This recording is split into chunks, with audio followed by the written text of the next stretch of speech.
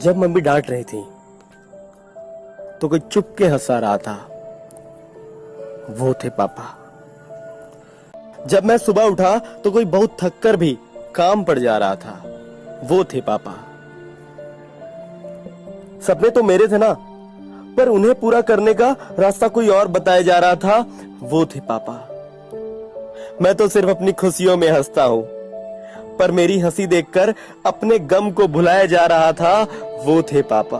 गलतियों पर हमें मारा भी और अच्छे काम पर शाबाशी भी, बिन पूछे बाहर जाने पर जो आज भी हमें डांट देते हैं, हम उन्हें पापा कहते हैं। शर्ट के बटनों के रंग जिनके आज भी अलग होते हैं, खरीदारी हमारे लिए की जाती है पर खुश सबसे ज्यादा वो होते हैं। हाँ, पूछ लेते हैं हमसे हमारी हर दिक्कत के बारे में और अपनी बारी में बस हंस देते हैं। हाँ, उन्हें हम पापा कहते हैं।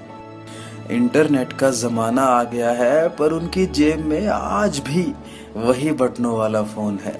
शादी, पार्टी, बर्थडे, कोई भी ओकेशन हो, उनके लिए तो जैसे एक ही ड्रेस बहुत है। बाल उनके सर पर थोड़े कम जरूर होते जा रहे हैं, पर फिर भी दुनिया में हमें वो सबसे हैंडसम लगते हैं।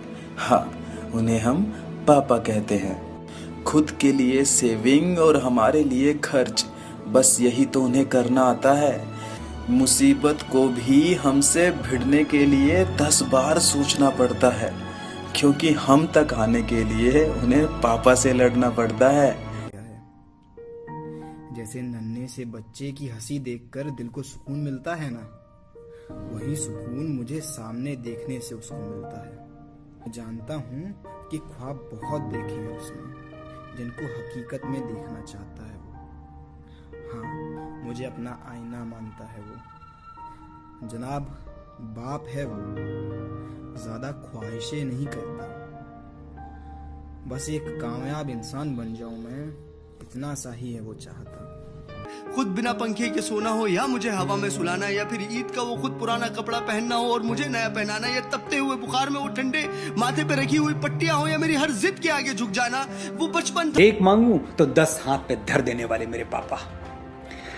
अपना अंगूठा जूते से बाहर झांकता रहा और मुझे महंगे सैंडल्स दिलाकर खुश होते। खुद बिना पंखे के सोना हो या मुझे हवा में सुलाना, या फिर ईद का वो खुद पुराना कपड़ा पहनना हो और मुझे नया पहनाना, या तपते हुए बुखार में वो ठंडे माथे पे रखी हुई पट्टियां हो, या मेरी हर जिद के आगे झुक जाना, वो बचपन था। एक मांगू तो 10 हाथ पे धर देने वाले मेरे पापा।